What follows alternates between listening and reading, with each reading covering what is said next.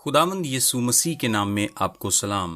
हम क्रिसमस पर अपनी सीरीज को जारी रखे हुए हैं और आज इस सीरीज का 12वां पैगाम है। आज हम इस बात पर गौर करेंगे कि मरियम के यहाँ पैदा होने वाला बेटा कौन होगा। फरिश्ते का मरियम को किया गया इलाही ऐलान कुछ यूं था, लिखा है, और देख तू हामिला होगी और तेरे बेटा होगा, उसका नाम यीशु रखना। वो बुजुर्ग होगा और खुदा ताला का बेटा कहलाएगा, और खुदावंद खुदा उसके बाप दाऊद का तख्त उसे देगा और वो याकूब के घराने पर अबद तक बादशाही करेगा और उसकी बादशाही का आखिर न होगा। यहाँ पर आपको यीशु की सारी जमीनी खिदमत का खुलासा देखने को मिलता है। आप उसके नाम यीशु में नजात का काम देख सकते हैं। आप उसकी कामिल रास्तबाज जिंदगी को बुजुर्ग की इस्तिलाह में देख सकते हैं। उसकी अलूहियत आपको खुदा ताला का बेटा के लक़ब में नजर आएगी। उसका जी उठना, उसका आसमान पर उठाया जाना और उसकी जलाली आमदेसानी आपको इस वादे में नजर आएगी, लिखा है, और खुदावंद खुदा उसके बाप दाऊद का तख्त उसे देगा। सो फरिश्ते के इस एक पैगाम में आपको यीशु की नजात बख्श मौत, यीशु मसीह की रास्तबाज जिंदगी और उसकी जलाली आमदेसानी का खुलासा मिलेगा। सबसे पहले हम इस बात को देखेंगे कि उसका नाम यीशु रखना। पहली बात तो यह है कि फरिश्ता उसकी नजात बख्श मौत से मुतालिक उसके नाम यीशु के जरिए मुतारिफ करवाता है।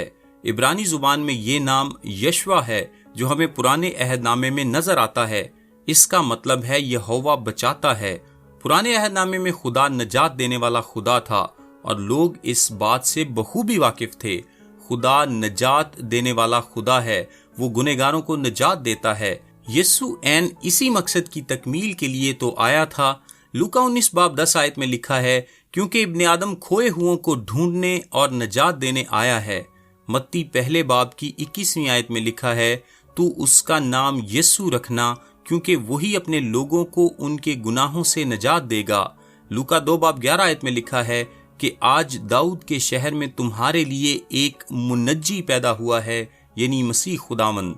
पौलुस रसूल पहला तिमोथियस पहले बाब की 15 आयत में लिखता है, ये बात सच और हर तरह से कबूल करने के लायक है कि मसीह यीशु गुनहगारों को नजात देने के लिए दुनिया में आया, जिनमें सबसे बड़ा मैं हूँ। नए अहदनामे का गालिब मौजू ये है कि यीशु गुनहगारों को नजात देने आया। यीशु का मतलब है खुदावंद नजात है। नजात खुदावंद के लिए कतन अजनबी नहीं है। वो नजात के काम से कभी हिचकिचाया नहीं। नजात उसकी जाते अक़दस का इजहार है। मरियम का बेटा नजात दहिंदा होकर आया था और नजात देने का वाहिद तरीक़ाकार जो उसने अपनाया वो था हमारा इवजी बनना, यानी हमारी खातिर अपनी जान कुर्बान करना। सो उसके नाम यीशु में उसका नजात बख्श काम पिन्हा है। दूसरे नंबर पर हम देखेंगे कि यीशु मसीह की रास्तबाज जिंदगी।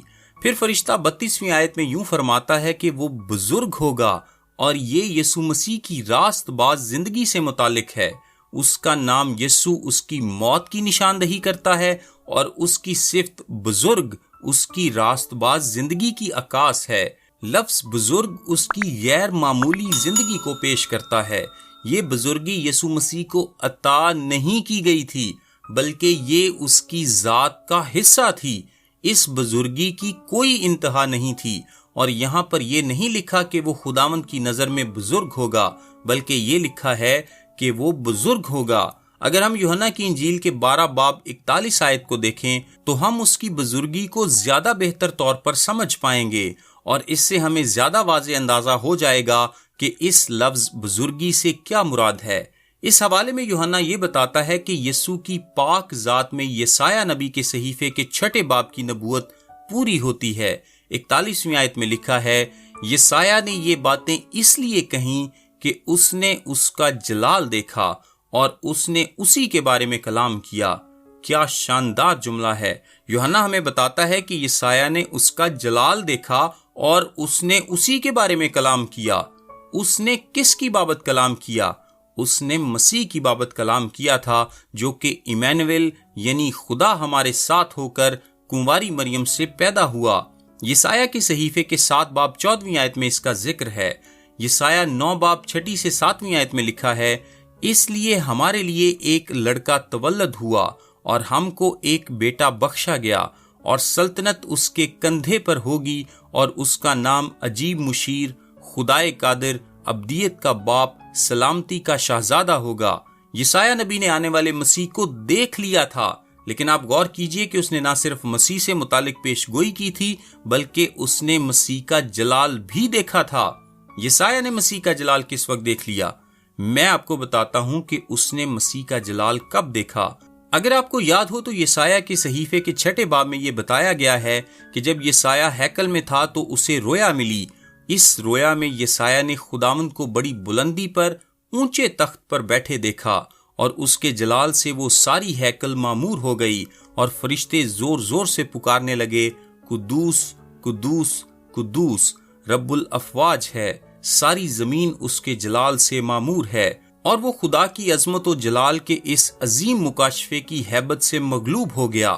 یاد رکھیے، جب یسایہ نے خدا کا جلال دیکھا تو اس نے مسیح کا جلال دیکھا، کیونکہ مسیح کے جلال اور خدا کے جلال میں قطعاً کوئی فرق نہیں ہے۔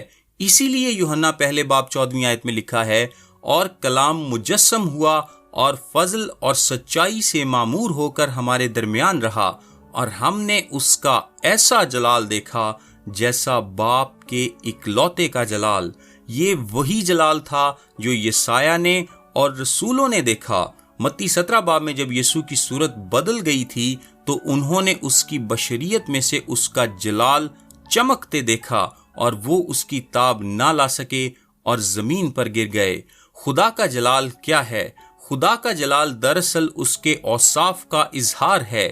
خروج کی کتاب میں جب موسیٰ نے خدا کو دیکھنے کی خواہش کا اظہار کیا تو خدا نے کہا کہ میں اپنا جلال تجھے دکھاؤں گا۔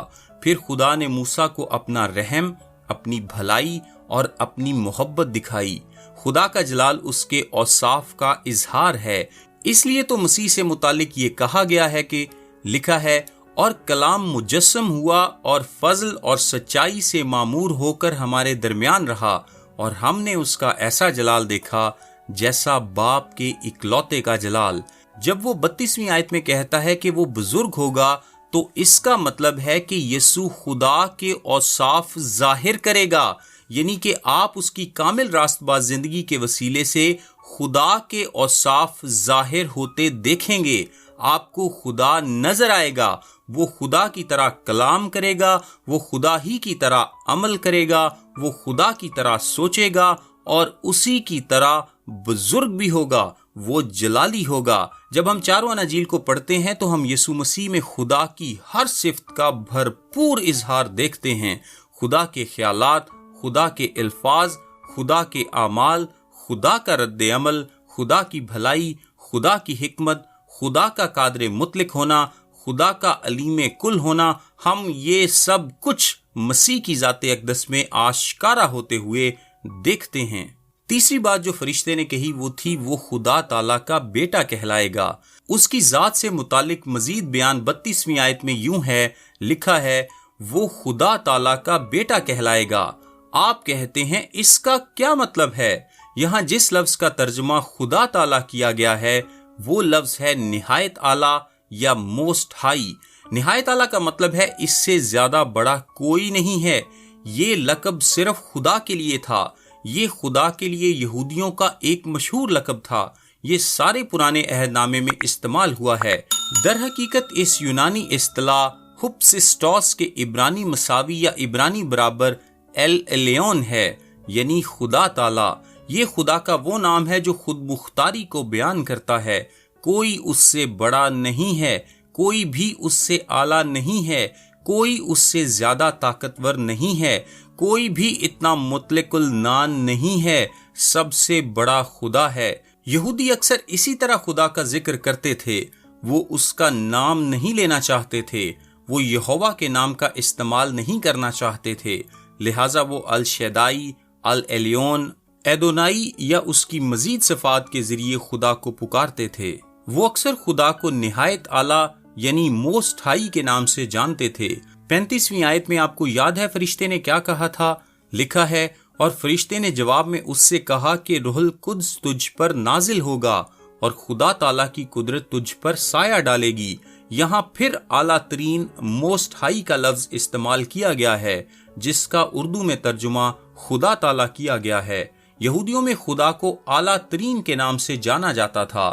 اسی باب کی 76ویں آیت میں جب زکریا یوحنا بپتسمہ دینے والے کی پیدائش پر خدا کو مبارک کہتا ہے تو لکھا ہے، اور اے لڑکے تو خدا تعالیٰ کا نبی کہلائے گا۔